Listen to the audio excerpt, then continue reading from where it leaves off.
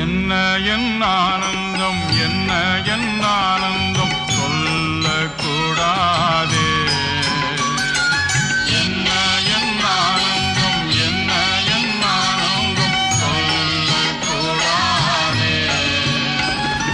மன்னன் கிறிஸ்து என் பாவத்தை எல்லாம் மன்னித்து விட்டாரே.